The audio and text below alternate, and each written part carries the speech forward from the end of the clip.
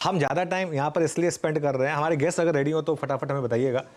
हम ज़्यादा टाइम यहाँ पर इसलिए एक्सपेक्ट कर रहे हैं। नीलेश भाई ये तो शायद मार्केट के लिए एकदम एक्स की तरह से, कि जैसे कहते हैं ना, मैं एक कोट पढ़ रहा था कि the tree doesn't forget the x does. ये तो मार्केट के लिए एक बड़ा एक कुल्हाड़ी वाली बात हो गई कि लॉन्ग टर्म भी बढ़ा दिया, शॉर्ट टर्म भी बढ़ा दिया, F&O पे STT भी बढ़ा दिया। ये क्या सारे अंडे एक साथ ही लेने की तैयारी हो रही है मुर्गी से? जैसे मैं सुन रहा था, नीरज भाई ने कहा कि आपने STT लेवी किया था कैपिटल गेन की अवेज में। अब STT भी चालू है और LTCG भी चालू है और STCG भी चालू है।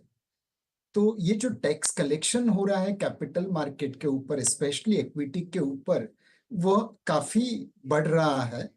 एंड ऑब्वियसली मार्केट इसे पॉजिटिवली शॉर्ट टर्म में तो नहीं लेगा। दूसरी चीज है कि जैसे नीरज भाई ने कहा था कि हेज फंड का टैक्सेशन, मतलब कहीं पे हम एक नॉन लेवल प्लेइंग फील्ड खड़ा कर रहे हैं, जहां पे फॉरेनर्स जो डेरिवेटिव्स में ट्रेड करेंगे वो कैपिटल गेन माना जाएगा और डबल टैक्सेशन अवॉइडेंस एग्रीमेंट की वजह से उसे जीरो टैक्स लगेगा। और यहाँ पे जो ट्रेड करेंगे लोकल इन्वेस्टर्स, उसके लिए वो बिजनेस इनकम होगा, तो उनका टैक्स बर्डन ज्यादा हो जाएगा। हमें ये जो एक लेवल प्लेइंग फील्ड लाना है वो जरूरी था, इस बजट के अंदर उम्मीद थी आ जाएगा। बट इस बजट में एक जो चीज अच्छी है वो सेफ हार्बर क्लॉज है। हम भारत में बहुत सारा पैसा लोग बाहर से मैनेज कर रहे हैं, अगर हम उन्हें भारत में लाके मैनेज कर सके तो ऑब्वियसली एक रीजनल फाइनेंशियल सेंटर बनता है। तो ये सेफ हार्बर क्लॉज की अनाउंसमेंट मार्केट के लिए अच्छी है। बट जो STCG और LTCG के रेट्स बढ़े अलोंग विथ STT, वह मार्केट को डिसअपॉइंट करेगा। जी नीलेश भाई, ये जो एंजल टैक्स खत्म कर दिया तो मतलब ये कहना है कि स्टार्टअप में पैसे लगाओ, इधर नहीं? नहीं नीरज भाई, वैसा नहीं है। एंजल टैक्स में क्या था कि कुछ लोग ऐसे थे जो अपनी कैपिटल गेन से टैक्स प्लानिंग एंजल टैक्स के जरिए करते थे, and Sharad bhai will be a better person to talk about it.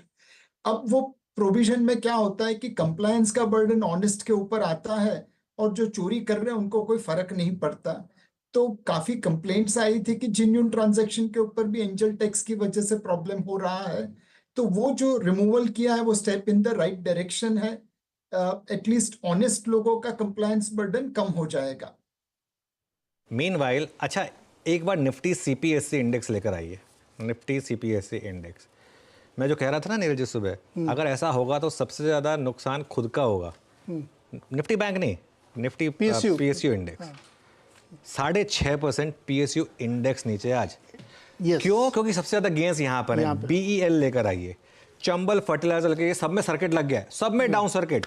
BEL में डाउन सर्किट, चंबल फर्टिलाइजर में डाउन सर्किट, सारे एक एक करके फटाफट स्टॉक रखिए। हिंदुस्तान एरोनॉटिक्स में डाउन सर्किट, नैल्को ऑलमोस्ट वहां जाने को तैयार है। तो ये कुछ स्टॉक्स हैं जो इस समय IRFC 18%, इरकॉन 17%, NBCC, हडको, NFL, RailTel, IREDA, SCI, IFCI, ये सब डाउन सर्किट की तरफ। मैं थोड़ा एक्सपेक्ट करूंगा कि थोड़ा जल्दी फायर करें स्टॉक्स को। BEL, चंबल फर्टिलाइजर, मैं F&O स्टॉक्स पर अपने आप को अभी के लिए लिमिट रख रहा था। BEL, चंबल फर्टिलाइजर्स, नैल्को, ये सारे के सारे स्टॉक्स इस समय एकदम डाउन सर्किट की तरफ बढ़ते हुए। हिंदुस्तान एरोनॉटिक्स लेकर आइए, और वो थोड़ा सा अब रिकवर जरूर हो रहा है। 10% डाउन था करीब, लेकिन अब करीब 8% नीचे है। उसके अलावा नैल्को लेकर आइए, नैल्को में भी 8% की गिरावट है। REC लेकर आइए, REC में 7% की गिरावट है। IRCTC लेकर आइए, IRCTC में 6% की गिरावट है इस समय। और हिंदुस्तान कॉपर भी करीब 6% नीचे। PFC करीब 7% नीचे इस समय। वोडाफोन आइडिया, वो भी एक तरीके से अब PSU कंपनी है, वहाँ पर 8% की गिरावट है इस समय। मार्केट ओवरऑल भले ही थोड़ी सी लोअर लेवल से रिकवरी दिखा रहा है, लेकिन मिड कैप इंडेक्स देखिए अब आप। और आज सुबह की कमेंट्री में मैंने एक चीज़ मेंशन की थी कि अगर टैक्स लगेगा तो मिड कैप में एक भूचाल आएगा। मिड कैप इंडेक्स इस समय 3% नीचे, 1600 पॉइंट नीचे। प्रकाश दीवान भी हमारे साथ स्टूडियो में है। प्रकाश, क्या आप, बहुत लोग पूछ रहे हैं बेच दें क्या स्टॉक्स? नहीं अनुज, ये देखिए, हमने कहा था कि कुछ ना कुछ एक्सक्यूज चाहिए मार्केट को हल्का होने के लिए, और ये दे दिया है। सिर्फ 2.5% की बात, या शॉर्ट टर्म में जो 15 से 20 का जो हुआ है। लेकिन ये जो ओवर वैल्यूएशन की जोन में जब आप होते हो ना, तो you need half an excuse जिसको कहते हैं टू करेक्ट। मैं सुबह बोल ही रहा था, और आपने भी कहा था कि 500 पॉइंट का दायरा निफ्टी पे आपको दिख रहा है अगर कुछ एक्सपेक्टेशन के उससे विरुद्ध हुआ तो। बट फंडामेंटली जो मार्केट को पहले डायरेक्ट टैक्सेशन का अनाउंसमेंट हुआ करीब 12:17 का, उससे पहले अगर आप देखें स्पीच में तो मायूसी थोड़ी बहुत जो आने लगी थी वो ये थी कि कैपिटल एक्सपेंडिचर तो बड़ा नहीं है।